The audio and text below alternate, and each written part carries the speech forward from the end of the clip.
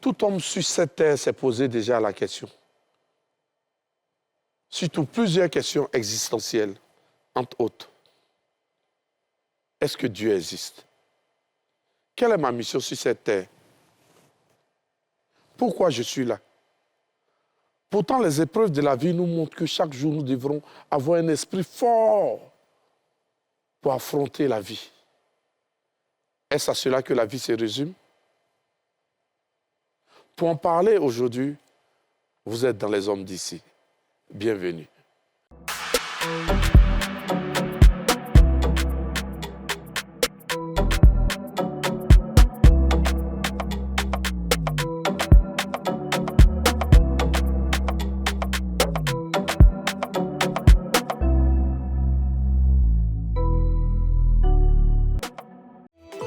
Ce programme vous est présenté par l'Onassi Online. Bienvenue sur le plateau des hommes d'ici. Si vous venez de nous prendre en marche, l'émission vient de commencer. Alors, ne pensez pas que vous êtes en retard. Je suis accompagné toujours de Jean-François Yoma, le coach. Bonjour Siro. Bonjour coach. Comment vas-tu? Je vais très très bien et toi-même? Ça va. Ok. Élégamment vêtu? Oh, tu sais, on n'applaudit pas quand le soleil s'élève. Je suis toujours bien vêtu. Ah ça? Il n'est pas seul. Quand je parle de Yoma, c'est que Mohamed Ali est là. L'homme à la barbe. Oui, comment vas-tu? Tranquille, tranquille. Dieu merci, on est là. Dieu fait grâce. Encore un nouveau jour. Et puis bon, on continue tranquillement. Coach, merci pour la correction. Hein. Ici, vous êtes dans les hommes d'ici. Et dans les hommes d'ici, nous prenons en compte les pensées des autres. Raison pour laquelle nous avons toujours des invités. Aujourd'hui, nous avons une charmante invitée. Elle est coach et elle, c'est Kia. Kia, bienvenue. Merci, Siro. Quand il y a une femme, c'est que l'air est déjà dégagé. Et quand l'air est dégagé, il y a quelque chose de spirituel. Nous avons aussi le pasteur Albéric. Okay. Pasteur, je suis au serré. Il n'y a pas de problème. Quand il y a un pasteur, il y a toujours un imam. Et quand il y a un imam, il s'appelle Imam Sanogo. Bonjour, imam. Bonjour. Comment vous allez? Très bien. Soyez bénis. Merci. Merci. Pareil à vous. Yoma, c'est quoi les questions existentielles? Alors, on parle de questions existentielles quand on s'interroge sur la vie, sur notre existence. On se pose des questions qui mettent en relief le pourquoi, par exemple, de notre vie sur Terre. Pourquoi on est ici? Qu'est-ce qu'on joue effectivement comme rôle dans cet infiniment grand, nous en tant qu'infiniment petit? Quand on parle de questions existentielles, on va parler de questions qui touchent même finalement au sens de la vie. Finalement, cette vie que nous menons, à quoi elle sert? Est-ce que c'est juste naître, grandir et mourir? Est-ce qu'il n'y aurait pas autre chose derrière, justement, ces choses que nous rencontrons au quotidien? Donc, les questions existentielles sont des questions qui nous font réfléchir simplement à notre devenir d'être humain. Mon ami Alib, oui. Ben, écoute, c'est quoi les questions existentielles? Comment tu définis ça? D'accord, je définis par question existentielle qui parle de tout ce qui est abstrait, c'est-à-dire que tout ce que l'homme ne voit pas et les causes, les origines, le pourquoi de ce qu'on ne voit pas. Pourquoi ça se passe ainsi, pourquoi pas une autre façon et tout. Voilà, qu'est-ce qu'on va faire, on est là pourquoi, qu'est-ce qui va advenir de nous, quand on meurt, qu'est-ce qui se passe et tout. Donc, tout un ensemble de choses, voilà, qui ont attrait aux questions existentielles, en fait. Imam Sanogo, comment définir la mission de l'homme sur Terre? D'accord. Tout d'abord, avant tout propos, je tiens à parler le Seigneur Tout-Puissant qui nous a accordé ces moments précis. Et il faut dire que la mission de l'homme sur Terre, la vie sur Terre, l'essence de la vie, mission de l'homme. La mission de l'homme sur Terre. De l'homme. Laissons même sur la Terre. D'accord. Quelle est la mission de l'homme? C'est la représentativité du Seigneur Tout-Puissant sur la Terre. Et au début de la création, le Seigneur voulait rassembler, n'est-ce pas, les créatures d'avant nous. Il leur a informé qu'il voulait mettre un représentant sur la terre. Et l'homme étant créé, l'homme a été chargé de cette représentativité-là. sur donc, la terre. Donc la mission de l'homme, c'est représenter Dieu sur la terre. La même question pour vous, Oui, pasteur Albéric. ok, Dieu merci. Quelle est la mission de l'homme sur terre? Effectivement. Quelle est la mission de l'homme Quelle est la en mission de général? l'homme? Oui. Ok. Je peux dire que déjà, pour comprendre la mission de l'homme, il faut comprendre déjà pourquoi est-ce que Dieu a créé l'homme. Et déjà, quand Dieu a créé l'homme, il a créé un environnement. Et cet environnement-là, c'est la terre. Et la terre, si on veut, est une représentation de l'environnement dans lequel Dieu vivait. Dieu a étendu le ciel sur la terre, il a placé un être qui est la représentation même de Dieu et qui a reçu l'ordre de s'occuper, d'entretenir la terre, de développer. Autrement dit, la mission de l'homme, c'est d'entretenir ce que Dieu lui a confié et de prendre soin, de garder, de s'assurer de développer l'élément dans lequel Dieu l'a placé. Qui a, pour Oui. toi, quelle est la mission de l'homme sur terre? Alors déjà, je vais revenir un peu en arrière pour parler des questions existentielles. Alors, les questions existentielles, c'est tout ce processus-là que l'homme va mettre en place pour se poser les questions nécessaires pour savoir quel est son but sur cette terre, pour savoir aussi quel est le sens même de sa vie. Et donc, en cherchant à savoir le sens de sa vie, l'imam et le pasteur ont parlé tout à l'heure de la mission de l'homme. Mais nous, les hommes ici, en se posant des questions vraiment profondes, en cherchant à l'intérieur de nous, on va chercher à savoir quelle est notre mission. Mais pour savoir notre mission, il faut connaître nos forces, il faut chercher qu'est-ce qu'on aime, qu'est-ce qui nous rend heureux. Et c'est à partir de tous ces éléments-là qu'on saura réellement nous sommes ici, pourquoi exactement. T'es-tu déjà posé la question? Oui. Quelle est ta mission? Alors, ma mission, il faut dire que la mission même, moi, par rapport à mon activité de coaching que je fais, j'accompagne des personnes à découvrir leur mission de vie. Mais concernant la mission de vie, c'est plusieurs éléments qui rentrent en ligne de compte. Il y a d'abord ce que quelqu'un sait faire. Et ensuite, il y a ce que la personne aime faire.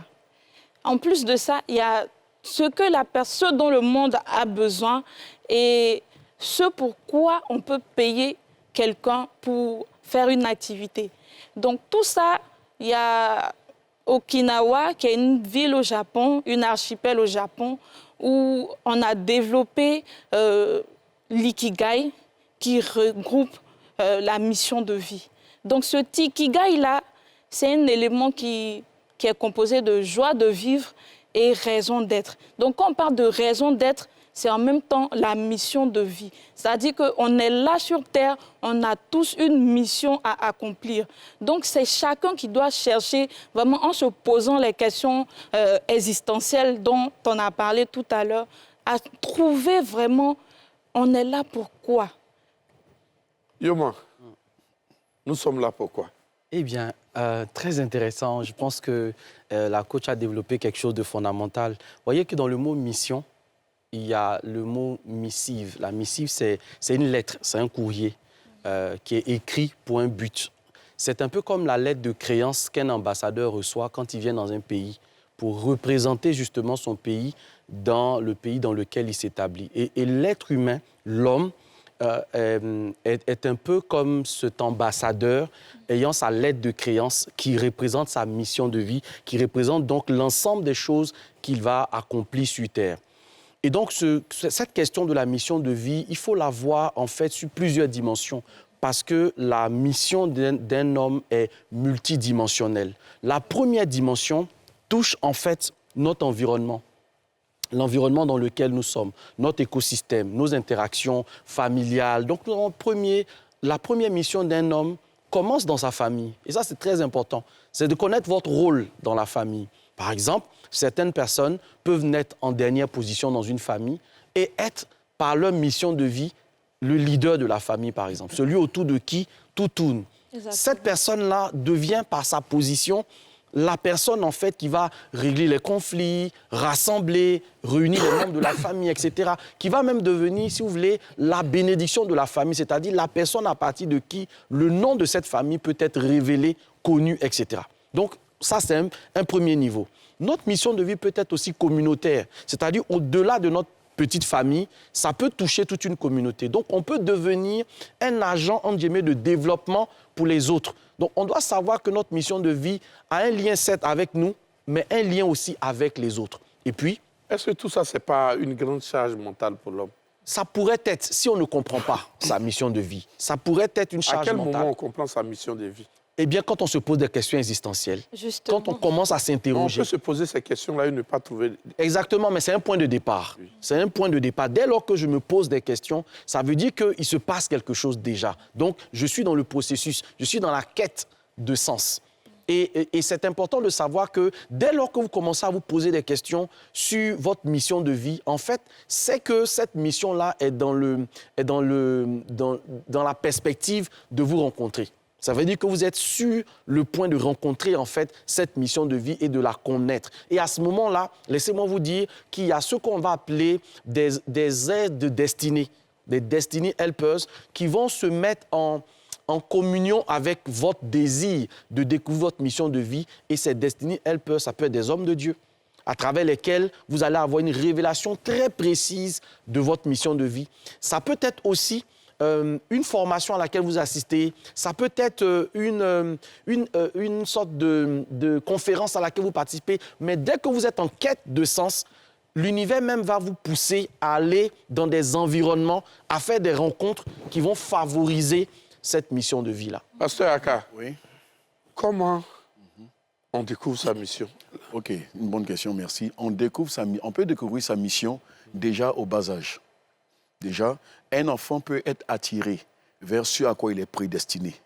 On prend des enfants, par exemple, à l'école primaire, tu leur demandes, on dit, qu'est-ce que tu veux devenir demain? Tu veux devenir demain, par exemple. Cet enfant peut te dire, par exemple, il veut devenir policier. Pas parce qu'il finira policier, mais au plus profond de lui, il sent qu'il est appelé à protéger des personnes. Il peut dire, par exemple, pardon, je veux devenir médecin, je veux devenir docteur, parce que ce qu'il va devenir, la destinée influence toujours. Ce que tu vas devenir est capable de t'influencer dès le bas âge. Et dans ta marche, comme le coach Raymond l'a si bien dit, la destinée peut te permettre de rencontrer des personnes. Et en fait, quand tu rencontres des personnes dans le domaine religieux, dans le domaine, comme je suis passé dans le domaine spirituel, il y a des personnes, par exemple, que tu peux rencontrer depuis ton jeune âge ou encore dans l'âge adolescent et qui peuvent, à partir de ce qu'ils vont te dire, te permettre de reconnaître. Par exemple, il est écrit que les brebis entendent ma voix, elles ne suivront pas un autre parce qu'elles reconnaissent ma voix. Donc, il y a des personnes, par exemple, des hommes de Dieu, qui peuvent te parler. Et dans ta quête de questions, tu te poses des questions, savoir pourquoi tu es né, qu'est-ce que tu fais sur la terre, tu peux rencontrer quelqu'un qui va te parler et dans ce qu'il va te dire, tu vas être accroché. Tu rencontreras quelqu'un d'autre qui te parlera aussi, un homme de Dieu qui va te parler, te prêcher la parole, mais tu ne vas pas forcément te sentir attiré par ce qu'il dit. Pas parce que ce qu'il dit est mauvais, mais en fait, tu reconnais que Dieu a établi quelque chose, ou encore Dieu a établi des personnes qui doivent être des panneaux d'indication sur ton chemin. Et donc, tu les reconnais à partir de quoi? Du son de la voix, à partir des paroles qu'ils te disent, à partir de ce que tu ressens au plus profond de toi quand tu les écoutes. Siro, il y a des personnes, par exemple, quand tu écoutes, tu peux écouter plusieurs hommes de Dieu prêcher, tu peux écouter plusieurs personnes. Mais il y a quelqu'un, quand tu écoutes, tu n'as pas envie qu'il arrête de parler. Il y a des gars qui ont la tchatch aussi. Hein. Non, c'est pas une Ça question ne veut pas de dire tchatch. quelque chose. C'est pas une question de tchatch, c'est une question de destination. Dieu a établi des personnes pour d'autres personnes. Il y a des personnes que toi, tu dois rencontrer dans ta vie. Il y a des gens que Dieu a mis sur ton chemin qui doivent être des personnes qui vont te permettre de découvrir et de parfaire le travail que tu fais. Aujourd'hui, tu chantes. C'est clair que dans ton cheminement, dans ta destinée, sur le plan spirituel, à un moment donné, tu as prié le Seigneur, oriente-moi, conduis-moi. Dieu t'a permis de rencontrer quelqu'un qui t'a aidé à aiguiser la voie. Peut-être que cette personne, tu l'as perdue de vue, mais elle fait partie de ta destinée. Dans le cas de Adam, dans le jardin d'Éden, Dieu dit qu'il n'est pas bon qu'il soit seul. Dieu ne crée pas tout de suite un homme, Dieu crée les animaux. Mais pourquoi Dieu crée les animaux? Dieu crée les animaux afin que ces animaux-là puissent agir et influencer l'environnement de Adam. Sans animaux, on peut dire l'homme peut vivre. Mais tu comprends qu'il y a des animaux, par exemple, qui vont vivre, qui vont faire des déchets, ça va servir d'engrais. ça va permettre à Adam de cultiver le jardin, de l'entretenir, de le garder. Donc, tu comprends qu'il y a, dans le cheminement pour découvrir ta mission, il y a forcément des personnes que Dieu va t'amener à rencontrer. Malheureusement, beaucoup n'arrivent pas à les reconnaître. Beaucoup n'arrivent pas. Tu peux... Mais pourquoi on n'écrit pas sur leur visage en même temps, ça nous libère? Non, on ne peut pas écrire sur le visage. Je prends un exemple. Je prends un exemple. Nous, on rencontre beaucoup. Moi, je prie pour des personnes. Il y a des femmes, par exemple, qui veulent se marier. Et elles sont amenées... Prenons l'exemple, si on peut le citer, Joyce Meyer. C'est une leader chrétienne. Elle est pasteur et tout. Mais en réalité, elle n'était pas comme ça auparavant. Elle était une femme qui a été abusée, qui a été éprouvée dans la vie. Elle a été abusée par beaucoup d'événements qui sont arrivés dans sa vie. Et son mari, qui était pasteur, a reçu que lui, son épouse, qu'elle allait faire le ministère. Quand il l'a rencontrée, elle était dans un bar. Ça ne veut pas dire que toutes les femmes qui sont censées servir Dieu doivent être dans les bars, non. Mais elle était abattue, elle était en train de tout abandonner. Et lui, il a cru en elle. Parce que Dieu lui a dit, il a cru en cette parole. Mais cette personne qu'il voyait, est-ce qu'elle correspondait à ce que lui, il avait reçu? Mohamed Ali, comment on peut reconnaître sa mission? Je pense que reconnaître sa mission, déjà, ça commence dans l'enfance, c'est-à-dire déjà avec le cursus scolaire. Et ensuite, va se greffer au cursus scolaire les convictions religieuses. C'est-à-dire que toi, tu te dis déjà, je dois partir à l'école. Après, maintenant, les parents te font comprendre aussi que, hormis le fait que tu dois aller à l'école, il y a Dieu qui existe, que tu dois adorer. Donc, ça dit que tout en évoluant à l'école, tu évolues aussi, je pense, sur le plan spirituel. Maintenant, après, les différents examens, les différents stades d'études te disent, bon, je veux faire tant ou je veux faire telle chose et tout. Et en fonction de ça, maintenant, tu te dis, bon, si... Moi, je pense que ça vient de façon spontanée, hein, je pense. Ce que tu veux faire. Oui. Voilà. Donc après, quand tu te dis, bon, je veux faire telle chose, tu te donnes les moyens de te perfectionner sur tous les plans, spirituellement, physiquement et tout, de façon émotionnelle, pour avoir... Comment découvrir sa mission? Normalement, c'est une question que je devrais poser à l'imam Sanogo. Oui. Mais imam, vous savez que la télé vit de la pub. Alors nous allons aller à la pub et revenir à vous. Tout à l'heure. La pub.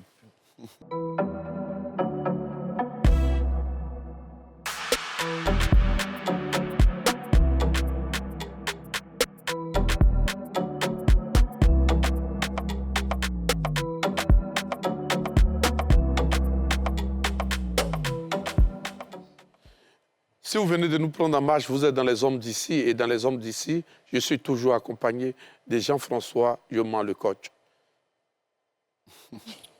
Vous voyez comment il est beau, il n'est pas seul. Il y a le barbu, Mohamed Ali. Comment vas-tu, Mohamed? Toujours bien, toujours bien. Dieu merci. Pour ceux qui regardent cette émission, c'est une bénédiction. Vous avez de la chance. Parce que celui à qui je vais m'adresser maintenant, c'est l'imam Sanogo. Oui. Cher imam, oui. Comment découvrir sa mission? C'est tellement quelque chose d'important. Tout à fait. Parce que nous vivons, oui. Nous nous amusons, on fait tout. Oui. Mais quelle est notre mission? Comment on découvre notre mission? Merci bien, Ciro. Et pour découvrir sa mission, c'est très simple. Il faut d'abord chercher à connaître le but de son existence. Et tout nouveau-né naît avec la conscience de Dieu. C'est-à-dire une croyance naturelle au Seigneur. C'est son environnement. Ses parents, son environnement qui font influence sur cet enfant qui va se pencher, n'est-ce pas, sur le côté de bon, celui qui vraiment l'influence plus.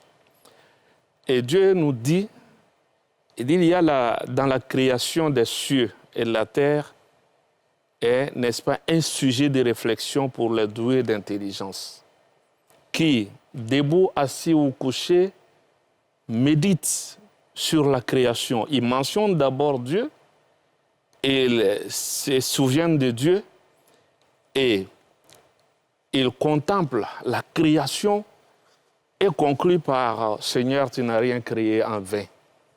Préserve-nous du châtiment de l'enfer. » Donc, à partir de là, Dieu nous dit, je n'ai créé les hommes et les djinns, c'est-à-dire les esprits, que pour qu'ils m'adorent. Donc, voilà le but de notre création, adorer Dieu. Tu peux reprendre cette partie-là, s'il te plaît? Oui. Dieu nous dit, Dieu nous dit, je n'ai créé les djinns et les hommes, c'est-à-dire les esprits et les hommes, que pour qu'ils m'adorent. Voilà l'objet de notre création, c'est-à-dire adorer Dieu. Ça, c'est notre mission. Okay. Donc, en d'autres termes, pour, n'est-ce pas, lui vouer notre reconnaissance. Parce que nous étions dans le néant, nous n'existions pas. Et par sa grâce et son amour, il nous a donné la vie. Et dit, pourquoi ne croirez-vous pas au Seigneur le Tout-Puissant? Pourtant, vous étiez des morts. Nous sommes convenus que nous sommes tous d'accord qu'avant 100 ans, aujourd'hui, personne de nous n'existait pas. C'était l'étape première de la mort.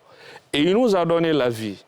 Si cette vie-là nous a désorientés de notre objectif, nous n'allons pas rester éternellement. Il nous donnera la mort. Et après cette mort, si on s'est dit, on est venu vivre sur cette terre pour la joie, sans accomplir la mission qui nous est assignée, il nous dit qu'il nous ressuscitera de cette mort-là et nous rendrons compte de tout ce que nous avons fait sur cette terre. La question que je voulais question. Oui. Quelle est la mission? La mission de l'homme, c'est adorer Dieu. Adorer Dieu. Oui. OK.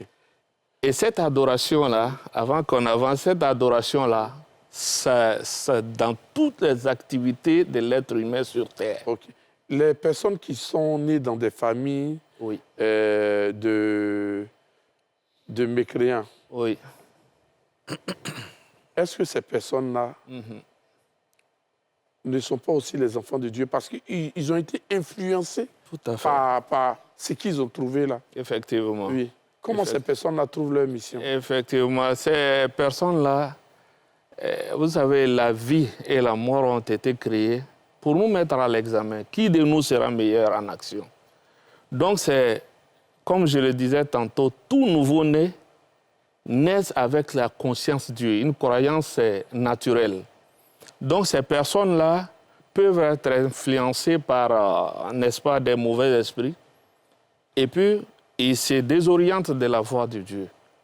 Donc, il y a un, comme on appelle, l'être humain doit à chaque moment se mettre en examen. Ces personnes-là sont dotées, n'est-ce pas, d'un esprit, d'une intelligence, qui peuvent jouir de cette intelligence et se poser la question, comme vous l'avez fait tout à l'heure, pourquoi je suis là? Pour quelle mission je suis là? Et après cette vie, où j'irai après cette vie? Et d'abord, avant même cette vie, j'étais où? Donc, si on arrive à trouver la question, la réponse à ces trois questions, avant de venir sur cette terre, j'étais d'abord où? Et je suis là, pourquoi? Après cette vie-là, je vais me retourner et pour aller dire quoi? À qui? Donc, en trouvant la réponse à ces différentes questions, on saura, ces personnes qui ont été influencées pourront quand même se revenir vers Dieu. C'est ça, Dieu, quand il a créé les êtres humains, il leur a demandé de fuir vers le Seigneur et de courir vers le Seigneur. Et la manière de fuir vers le Seigneur, c'est de savoir comment, pourquoi je suis sur cette terre, quelle est ma mission pour pouvoir accomplir la mission et maintenant aller vers le Seigneur. Ouais. Vous voyez, les dimanches, des milliers de personnes se lèvent pour aller à l'église. Les vendredis, des milliers de personnes se lèvent pour aller à la mosquée. Vous n'êtes pas plus intelligent qu'eux. Ça veut dire que Dieu existe. Coach Kia. Oui. Doit-on avoir un but dans la vie, une motivation, pour donner un sens à notre vie? C'est une très belle question. Moi, je dirais oui, parce que on ne peut pas vivre sans avoir un objectif. On ne peut pas vivre sans avoir un but. Est-ce que c'est ce but-là? Sans avoir un but même à notre vie. Est-ce que ce but-là c'est ce but-là qui donne un sens à notre vie? Bien sûr. Parce que lorsqu'on parle déjà même de ce thème principal, quête de sens, c'est de chercher le but de notre vie. On est sur Terre, quelle est la signification de notre vie? Tu peux rester là à agir sans savoir où tu vas. Une personne qui ne sait pas où elle va aller dans tous les sens.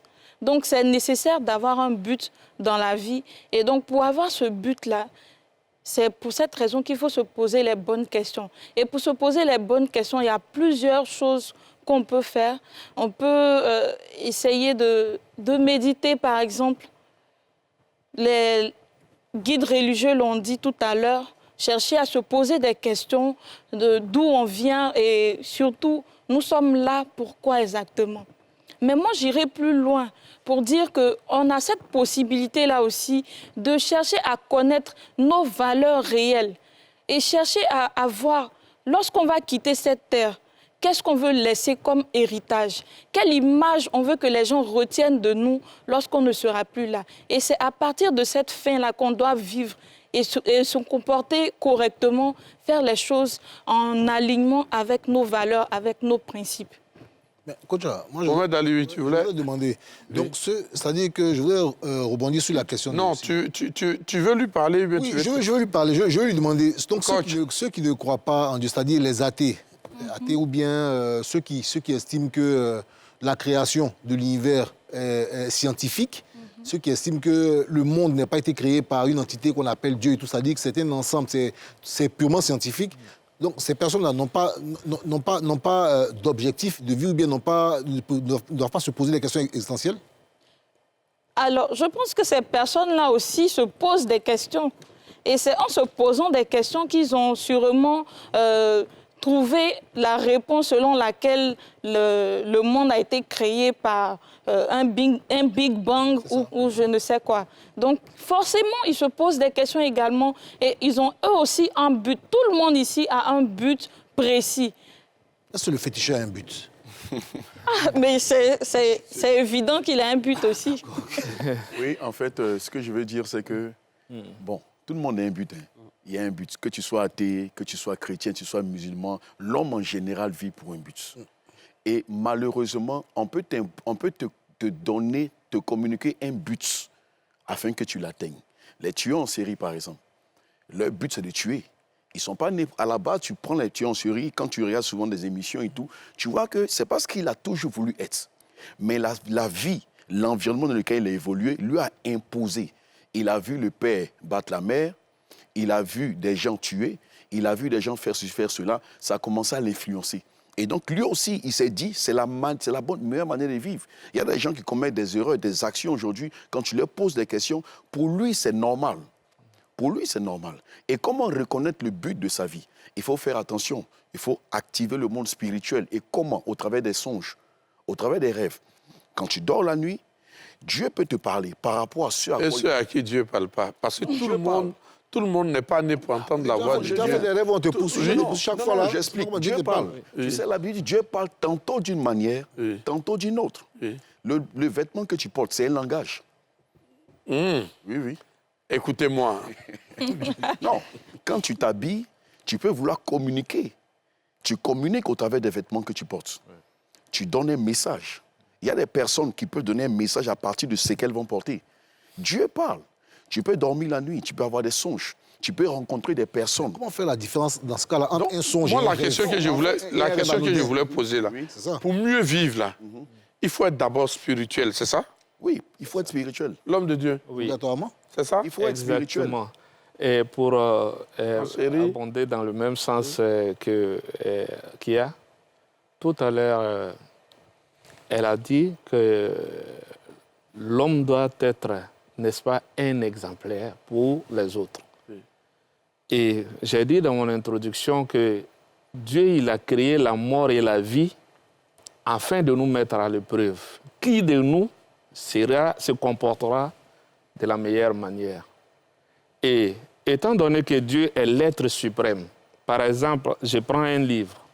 Vous avez écrit un livre et soudainement, nous trouvons le livre et on s'est dit que le livre a apparu là comme ça, qui n'a pas d'auteur. C'est impossible. Le monde qui a été créé par un créateur, un être suprême. Et donc, lorsqu'il a créé ce monde, il y a forcément, comment on dit ça, une notice pour, c'est-à-dire une référence ou bien, ça peut être genre constitution.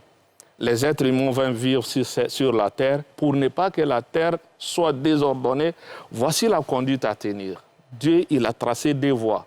C'est-à-dire la voie du bien, et la voie du bien, pardon, et celle du mal. Et l'homme est le libre arbitre. C'est à l'homme vraiment de s'orienter vers le bien comme le mal. Et cela n'engage que lui. Donc si elle a décidé, l'homme a décidé d'emprunter la voie du mal. Au bout de la voie du mal, et il rendra compte de tout ce qu'il a fait. Et c'est ça le retour vers Dieu. C'est-à-dire, le sens de notre existence, un prof aimait si bien le dire, le sens de notre existence sur la terre, c'est le retour vers Dieu. C'est bien dit. Voilà. Donc, comme il va emprunter cette voie, qu'on le veuille ou non, bon ou mal gré, un jour nous allons tous partir. Mais la façon de partir, soit on part avec la joie, n'est-ce pas, gloire et tout, ou bien avec vraiment la honte et vraiment le châtiment à Dieu ne plaise. Donc c'est à l'homme d'emprunter cette voie qui est la bonne, qui va vraiment réjaillir sur toutes les actions qu'il mènera sur cette terre. Et c'est en ce moment qu'il va, comme on appelle, accomplir la mission de cette représentativité de Dieu sur terre. Yoman, il a dit tout à l'heure que l'homme est le libre arbitre. Oui. La question que je voulais te poser, pour mieux s'orienter, faut-il être d'abord spirituel? Ou bien faut-il... voilà. Non, il ne faut pas être spirituel. On est spirituel. Merci. La spiritualité fait partie de nous. C'est notre essence. Tout à fait. Donc, on n'a pas Mais besoin... comment d'autres font pour ne pas présenter cela? Alors, c'est un peu comme... tu vois, ces lumières qui sont allumées ici. Oui. Ouais. Elles sont allumées ici parce qu'elles sont connectées à un compteur électrique. Oui. Ça veut dire que si ce compteur est interrompu ou qu'on enlève, ça ne veut plus dire qu'il n'y a pas de la lumière. Mais ce qui doit alimenter n'existe plus. Oui. La vérité, c'est ceci, c'est qu'en chacun de nous, il y a cette dimension spirituelle qui existe. Maintenant, comment se connecter à la bonne source pour que cette spiritualité se manifeste et que nous soyons des êtres conscients, des êtres illuminés? La vérité est que, je veux rebondir sur ce qui a été dit tout à l'heure, c'est que tout a été créé pour un but. Et ça va peut-être vous choquer, mais si vous n'y prenez garde et que vous ne travaillez sur la dimension à laquelle vous êtes appelé, vous serez embauché dans cette vie pour accomplir un but qui n'est pas le vôtre, mais ça sera quand même un but que vous êtes en train d'accomplir. De sorte que vous devez savoir que le maximum de personnes sur Terre travaillent pour le bien, mais il y en a qui sont embauchés pour travailler pour le mal. C'est leur but sur Terre. Il est impossible que ces personnes-là parviennent, par exemple, à la foi. Il y a des personnes qui sont des anathèmes, il y a des personnes qui sont incapables de croire. C'est-à-dire que tu as beau faire, c'est comme des damnés, en fait, finalement. Mais c'est leur but. Ils sont faits pour aller directement, en fait, dans la gêne de feu. Vous voyez qu'il y a des personnes, vous allez beau leur parler, c'est sur cette question de l'existence de Dieu. Vous avez le sentiment qu'il y a comme une fermeture dans leur esprit. Il y a comme un blocage, un plafond de verre. Mais la réalité est celle-ci. C'est que tout le monde ne pourra pas atteindre la destinée ultime de sa vie. Et ça, je pense que ceux qui nous écoutent ce midi doivent pouvoir en prendre conscience. Il y a des questions que tu ne te poses pas parce qu'il y a une vie qui n'est pas faite pour toi. Il y a des prises de conscience que tu ne peux pas avoir simplement parce que tu ne peux pas arriver dans cette dimension-là. Et donc, c'est important qu'en tant que parents, par exemple, nous puissions activer le spirituel dans la vie de nos enfants. C'est une fonction qui est là, mais si elle n'est pas activée, elle reste endormie. Et d'autres fonctions... C'est quand on est croyant. Comment? C'est quand on est croyant. Mais même pas, parce que vous verrez qu'il y a des personnes qui sont nées dans des familles où il n'y a ni adoration de Dieu, etc., mais qui ressentent en elles-mêmes le besoin d'aller vers Dieu. Il y a des personnes, et les imams sont là, les pasteurs sont là, à qui Dieu se révèle directement dans leur sommeil, ou même ils sont dans la vie et Dieu leur apparaît. On parle alors de théophanie, c'est-à-dire que Dieu leur apparaît d'une façon claire et précise et leur dit clairement quelle est leur mission. Mais ces personnes-là vont avoir des missions assez spéciales. Et ça, c'est l'occasion de dire que nous n'aurons pas tous des missions extraordinaires. Mais chacun à son niveau doit découvrir sa mission et comment la découvrir. De manière concrète, je donne cette astuce qui peut aider des millions de personnes pour découvrir votre mission de vie. L'une des choses à laquelle votre mission de vie va vous appeler, c'est le besoin que vous accomplissez inconsciemment ou involontairement dans la vie des autres. C'est-à-dire, posez-vous cette question. Quand on a besoin de moi, généralement, c'est pour faire quoi? Il y a un besoin pour lequel il n'y a que vous, dans votre environnement, qui êtes la réponse. C'est un peu comme si les autres avaient identifié chez vous que quand on a besoin de quelqu'un pour des conseils, c'est vers Siro qu'il faut aller. Quand on a besoin de quelqu'un pour nous booster, c'est vers telle personne qu'il faut aller. Quand on a besoin, même pour faire à manger, vous savez, il y a des personnes dont la mission va consister à être celle-là qui fait à manger, par exemple, pour la fête. Il y a des personnes dont la mission, c'est d'être dans la restauration. Et quand ces personnes trouvent leur chemin, elles prospèrent de façon extraordinaire. Si je vais te choquer, il y a des personnes qui vont prospérer à partir de cailloux, graviers, simplement. Il y a des gens qui ont des carrières, n'est-ce pas, qui, avec le sable, sont capables de devenir des multimilliardaires, mais parce qu'elles ont trouvé leur mission, elles ont trouvé leur but. Donc, votre but sur la Terre est lié, 1, à une profession, 2, à une passion, 3, à une vocation, et 4, à ce que j'appelle quelque chose dans lequel vous êtes exceptionnellement doué. C'est-à-dire que vous n'avez pas appris. Si on vous dit que vous avez... Si on te regarde et qu'on dit que tu n'es pas allé à l'école de ça, on ne va pas croire. Mais pourquoi? Mais bien parce que Dieu, qui est au-dessus de tout, a libéré une partie de son omniscience, de son omnipotence, de son omniprésence. Enfin, il a libéré un don en toi qui te permet d'être à ton tour un canal par lequel les autres humains peuvent trouver aussi leur voie. Donc, vous voyez, ça... C'est à différents niveaux, en fait. Non, tu nous as tellement... Tu m'as tellement édifié. Il m'a tellement édifié que je voulais parler à celui qui nous regarde maintenant. Oui. Veux-tu trouver un sens à ta vie? Veux-tu allumer la flamme qui est en toi? Comment trouver ta destinée? Pour cela, tu es obligé de t'asseoir. Regardez cette pub qui va passer maintenant. Et revenir à l'émission, la pub.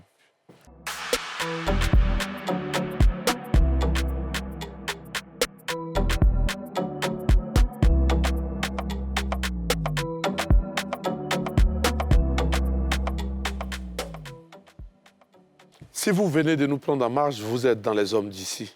Et dans les hommes d'ici, je suis toujours accompagné des coachs Jean-François Yoman, du barbu Mohamed Ali. Et aujourd'hui, nous avons des invités de taille parce que nous parlons de spiritualité. J'ai l'imam Sanogo à côté de moi, le pasteur Albéric et la belle coach Chia. Peut-on passer à côté de sa destinée?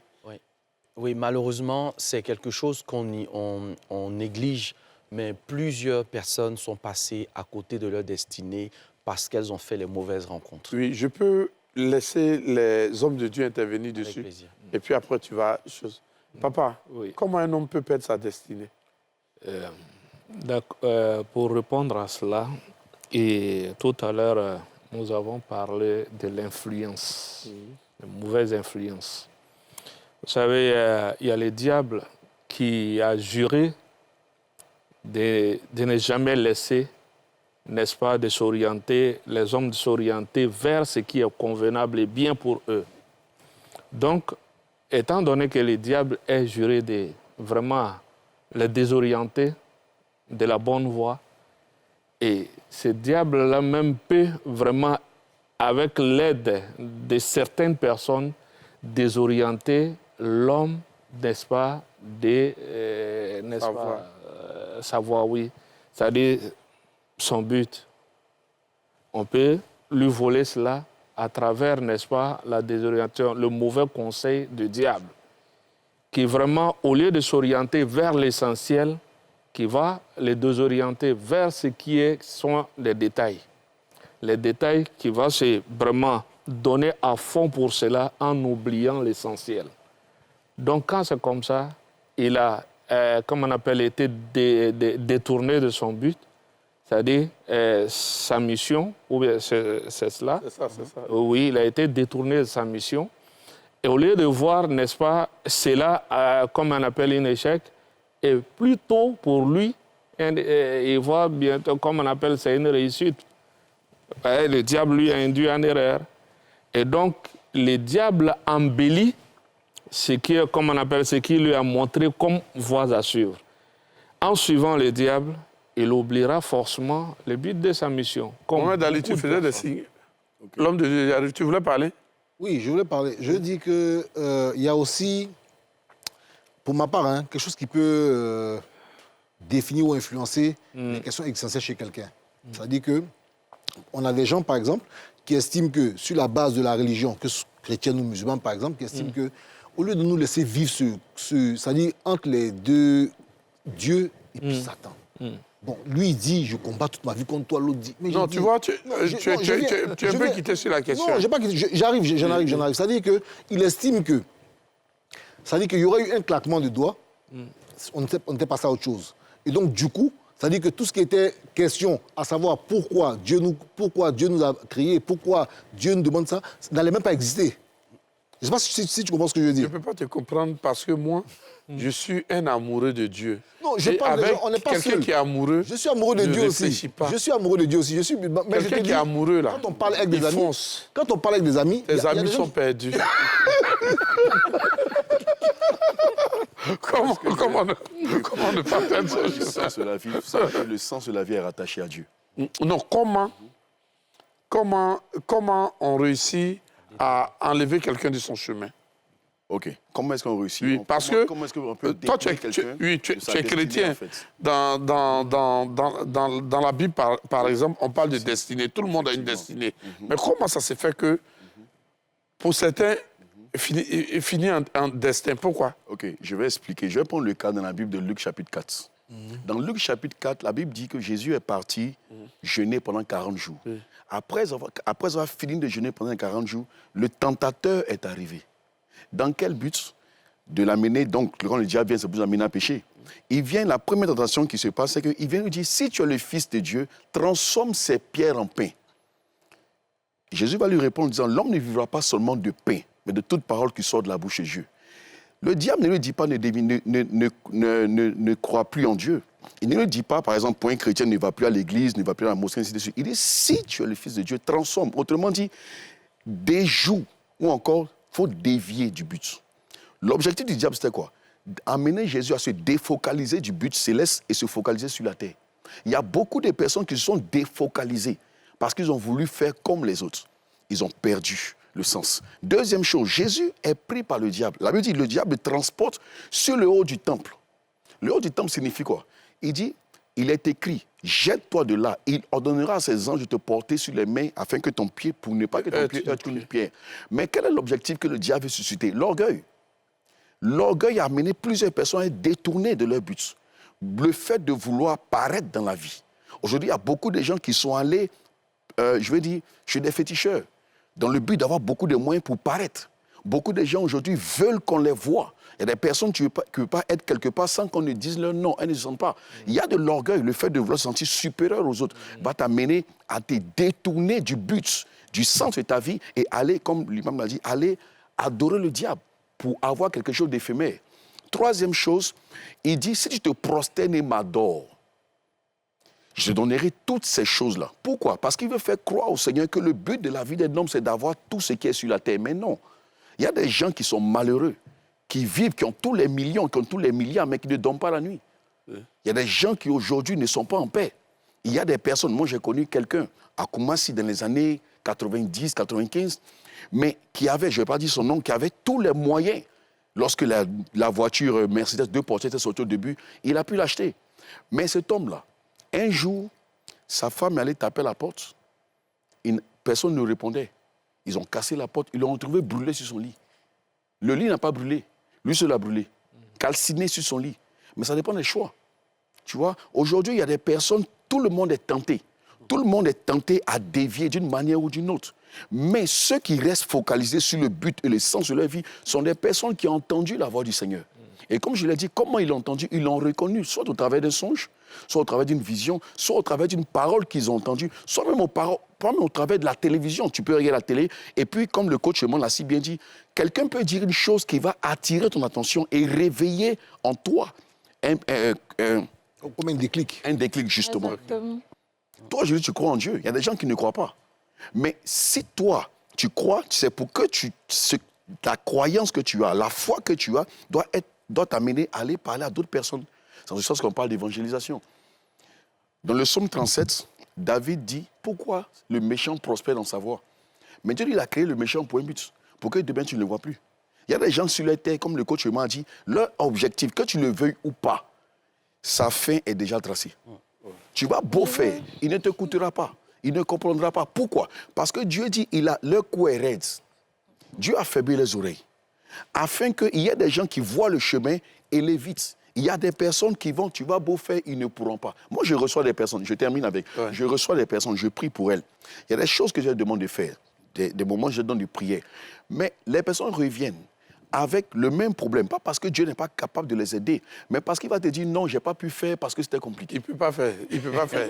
Il peut pas faire. Tu voulais intervenir? Oui, au fait... Mais moi, j'ai une question à te poser. D'accord. Non, interviens d'abord. Alors, c'est vrai que les guides religieux ont parlé de tout ce qui est lié à la spiritualité, mais moi, j'aimerais attirer l'attention aussi sur autre chose.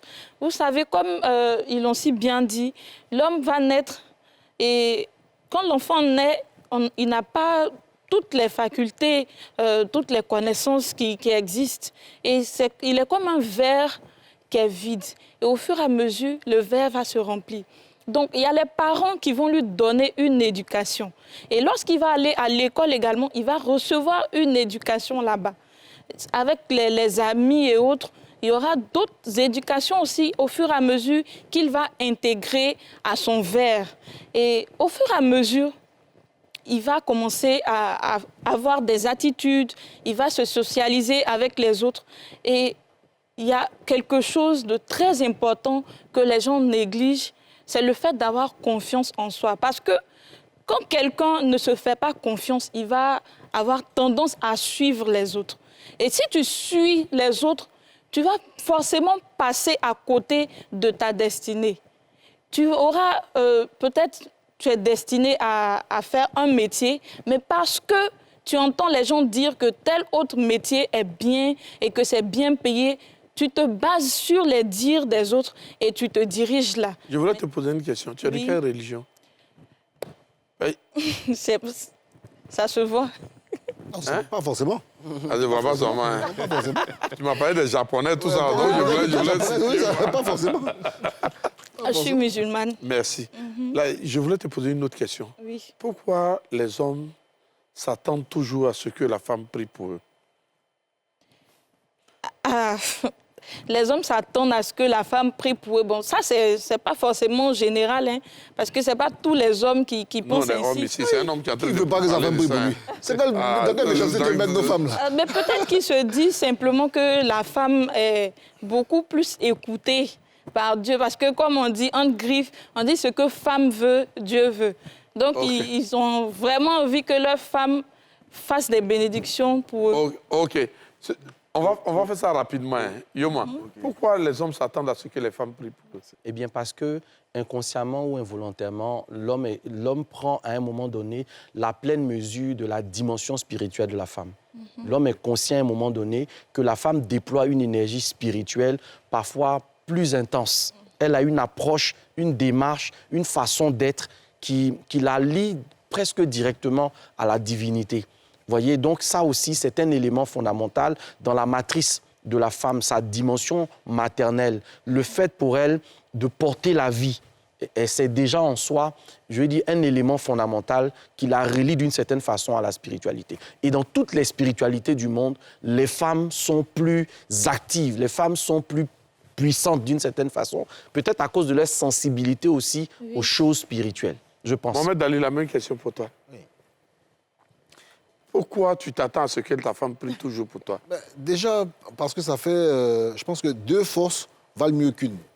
Donc, tu pries, mais si la personne qui partage ta vie, qui partage son quotidien, prie pour toi, comme le coach l'a dit, il y a un peu plus, on a l'impression qu'il y a un peu plus de force vu que la femme, c'est la femme, c'est la maman, on estime que quand elle met, c'est-à-dire que quand il y a l'amour pour son homme, il y a une abnégation, il y a une puissance qui fait que, c'est décuplé. Donc du coup, forcément... Pasteur Albéric, Pourquoi la est-ce même que question pour les toi. hommes veulent que les femmes prient? Parce que les femmes, je dirais, sont un peu plus spirituelles que les hommes. Ah, Oui, quand Dieu a créé l'homme, la femme était en l'homme. Elle a reçu, en fait, tout ce que l'homme a reçu.